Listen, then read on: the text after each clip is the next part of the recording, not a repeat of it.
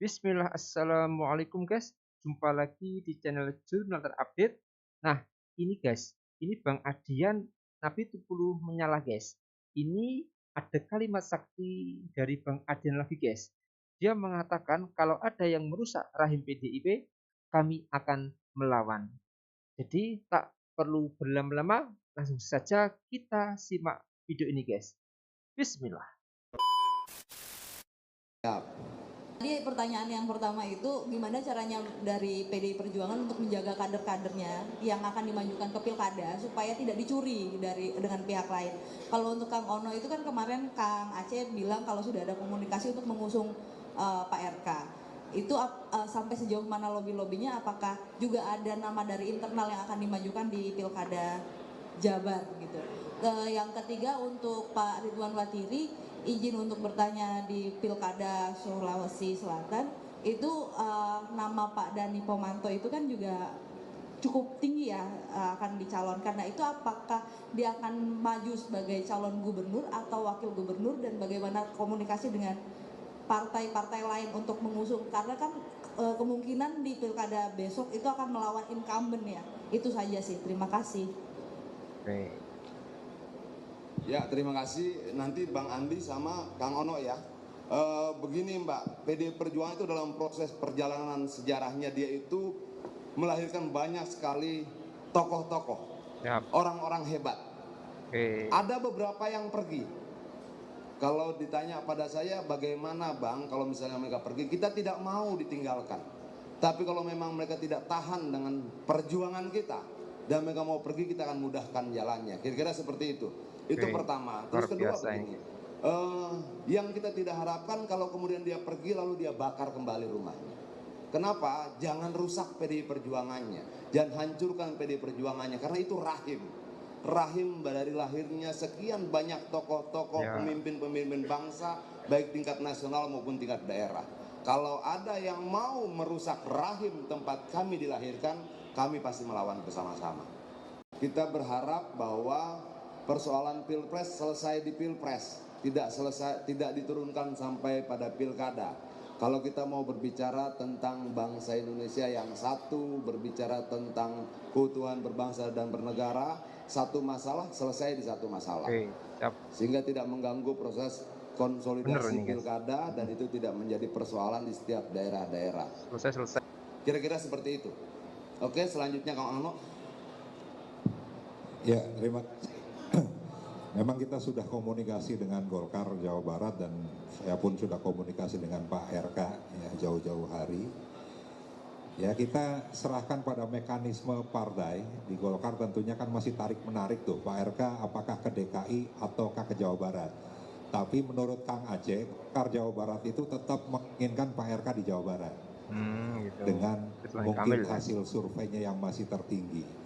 Nah, dari PDI Perjuangan tentunya kita sadar betul sejak era reformasi sampai dengan pilkada yang terakhir 2018, PDI Perjuangan tidak pernah memenangkan pilkada di Jawa Barat. Nah, sehingga kami sadar betul dan tentunya kami dengan sekarang ini peringkat keempat, tentunya kami sadar bahwa kami agaknya tidak mungkin untuk mengincar nomor satu. Jadi kami PDI Perjuangan akan mengincar di 02. Di posisi wakil gubernurnya. Siapa itu? Ya tentunya partai mempunyai kader-kader yang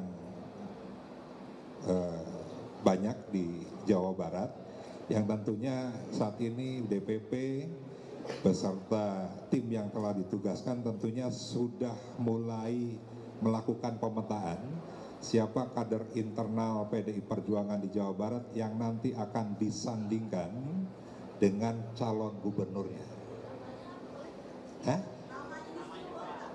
Namanya disebutkan. Oh, nanti Pak Adian saja yang menyebutkan.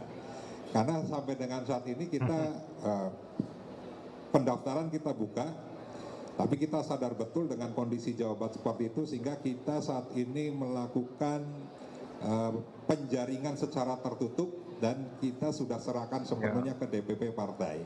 Nah, sehingga nanti bisa ditanya ke DPP partai siapa kader internal dari Jawa Barat yang nanti akan tandingkan sebagai calon wakil gubernurnya. Ya, selamat pagi. Saya Naya dari CNN Indonesia. Buat Bang Adian sebagai Ketua Pemenangan Pilkada, pertama bagaimana cara Bang Adian menghadapi atau langkahnya karena melihat banyak beberapa kader seperti kayak Bobi atau Gibran dan lain-lain yang udah pindah partai. Apa langkah untuk bisa memenangkan Pilkada di 2024? Kemudian untuk Pilkada DKI kan tidak ada ketua DPD di sini. Ada beberapa nama yang sudah muncul seperti Pak Andika Perkasa, kemudian juga ada Bu Risma, ada Pak Ahok. Ada dua lagi yang memang belum disebutkan oleh PDIP begitu. Apakah ada salah satu nama di luar kader PDIP? Terima kasih. Ini pertanyaannya buat saya. Tes. Pak, bolak-balik gitu Pak.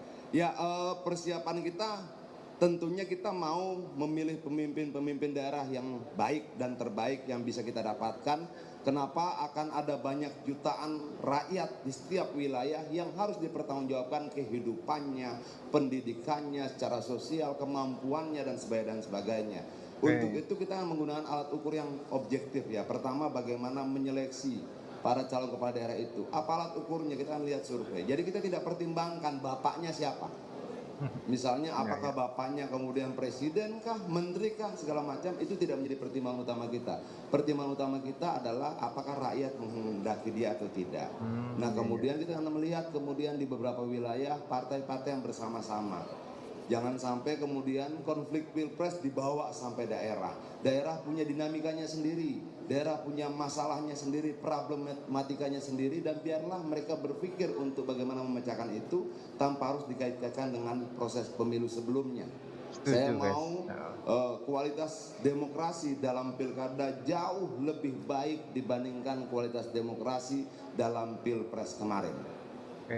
Kalau kemudian secara nasional kualitas demokrasi kita menurun, menurut banyak alat ukur lembaga-lembaga internasional, saya berharap daerah mampu menunjukkan bahwa mereka bisa berpolitik secara lebih dewasa dan lebih demokratis bahkan dari pemimpin-pemimpin nasionalnya sekalipun. Kira-kira sebegitu. Nanti kita akan membuat beberapa kriteria yang lain yang nanti tentunya akan kita serahkan pada DPP sebagai pertimbangan, tapi yang memutuskan bukan Adian, tetap DPP. Clear ya di situ ya?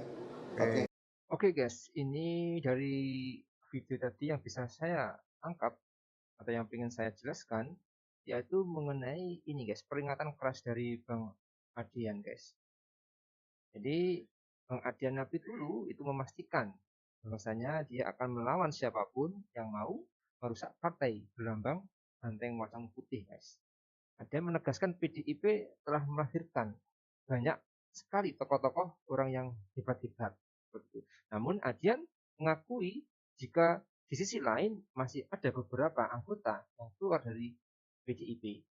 Adian meyakini mereka yang keluar dari PDIP karena tidak tahan dengan perjuangan partai besutan Megawati Soekarno Putri itu guys.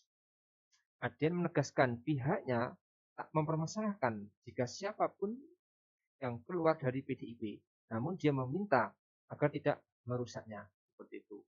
Yang tidak diinginkan tadi dari Bang Adian, kalau memang dia pergi tidak jadi masalah, tapi jangan lalu membakar rumahnya, jangan merusak PDIP-nya, jangan hancurkan PDIP karena itu rahim. Alasannya karena ya menurut Bang Adian, rahim PDIP sudah melahirkan sekian banyak tokoh-tokoh, pemimpin-pemimpin bangsa, baik tingkat nasional maupun tingkat daerah, sehingga itu jangan dirusak. Jadi itu guys, yang mungkin yang ingin saya uraikan dari pernyataan keras dari Bang Adian. Jadi bagaimana menurut kalian untuk video ini? Tulis komentarnya di bawah. Ini ya guys ya. Saya izin pamit dulu. Wassalamualaikum warahmatullahi wabarakatuh.